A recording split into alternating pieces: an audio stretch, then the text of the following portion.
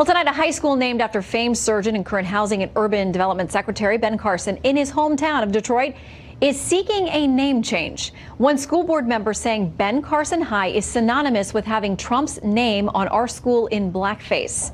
Let's discuss that with tonight's Power Panel. Democratic strategist and Fox News contributor Leslie Marshall, the Daily Caller's White House correspondent Saagar Enjeti, and White House radio host at WMAL in Washington, Larry O'Connor. Welcome to all of you. Hey, Shannon. Thanks for having us, Shannon. All right. Now, the Detroit News reports on this. They say board member Lamar Lemons had pushed to rename Carson School, which is named after the Housing and Urban Development Secretary and former Republican presidential candidate who graduated from the district. He said residents don't support the Trump administration. So, Larry, by the way, you should know that's not the only other name. They're also talking about taking the school name off of a noted abolitionist and former slave Frederick Douglass. Yeah. Because he was a Republican, maybe? I don't know. You know, I got to tell you, this drives me crazy. I'm from Detroit originally. I still have family who lives in the Detroit area. I go back there a lot.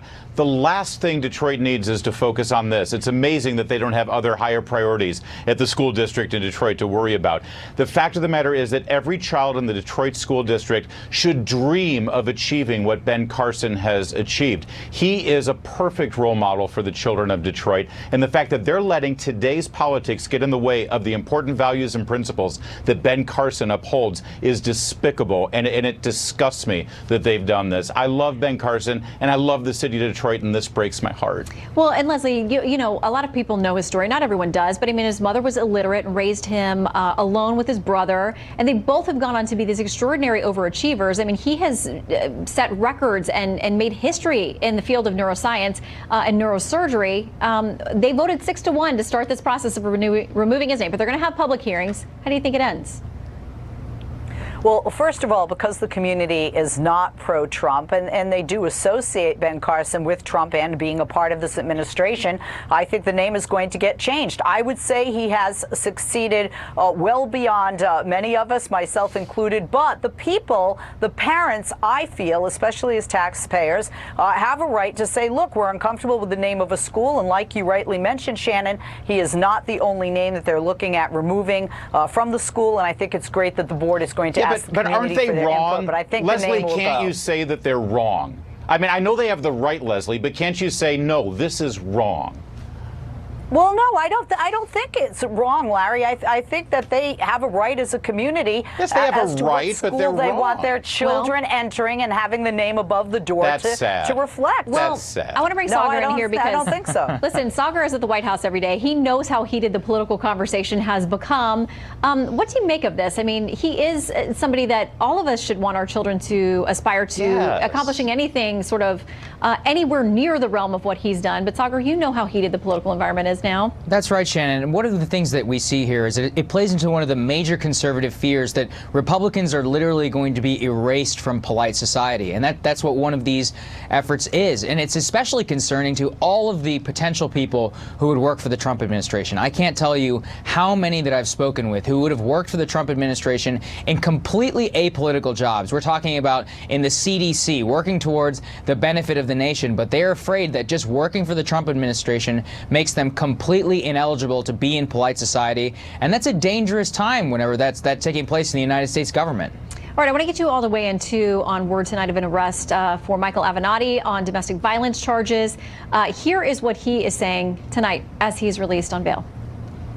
I am looking forward to a full investigation, at which point I am confident that I will be fully exonerated. Larry, innocent until proven guilty, he says it's an absolute fabrication and an attempt to destroy his reputation. Yeah, it's pretty rich, isn't it? I was under the understanding that women don't lie about these things and women should be believed, and I believe her and all those things. The fact of the matter is the only reason we care about Michael Avenatti is because he was thrust into our living rooms because 90% of the media in this country believed that he had the goods on Donald Trump and therefore he was a hero. I don't think he's a heroic figure.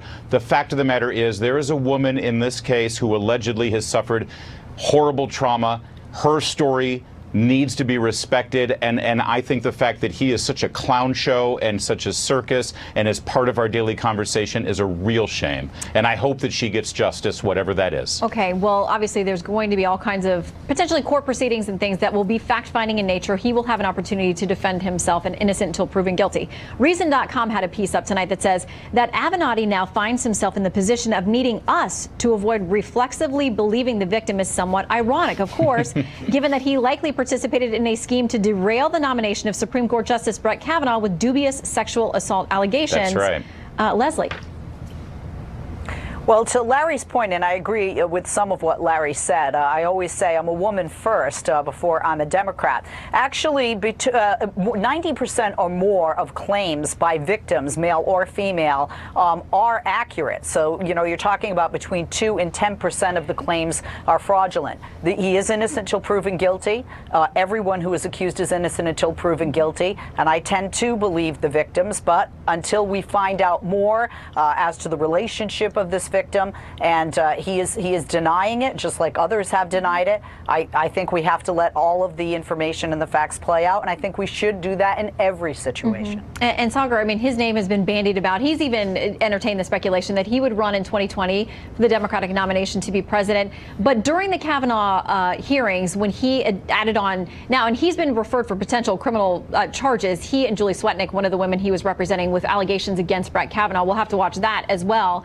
But there were Democrats who wanted to distance themselves from him, saying like, yeah, listen, we don't want him to be the representative of our party. We're not getting on this bandwagon. But Saagar, he's put his name out there as potentially being a political player. He has. He's even embraced some of the far left proposals, such as Medicare for all. And it's something that he wants to solidify himself as the only choice of the current resistance. And I'm very interested to see how Michael Avenatti's resistance base will handle these allegations against him, especially given the way that he treated Brett Kavanaugh. As for those of us, in the press, or at least in the honest press, we'll be evaluating the claims against him just as we did against those with Brett Kavanaugh and those with scrutiny. And he's going to be happy that we're giving him the scrutiny that he did not want to extend to Mr. Kavanaugh. Good point. And there is no reason to abandon due process on any of these cases. We have to be consistent if that's what we want to say. But he did not afford that to Kavanaugh. Well, let's be clear here. He will get that now. Yes, he will. Okay. And I'm sure he's very pleased about that. Larry, Saagar, and Leslie, thank you very much, all of you. Great to see you. Thanks, Shannon. Thank you. Thank you.